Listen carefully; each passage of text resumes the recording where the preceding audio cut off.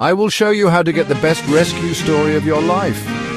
One calm evening, strange scratching sounds came from behind our garden shed. We thought it was just the wind, until we looked closer. Hidden under a pile of old wood, we found a frightened baby raccoon.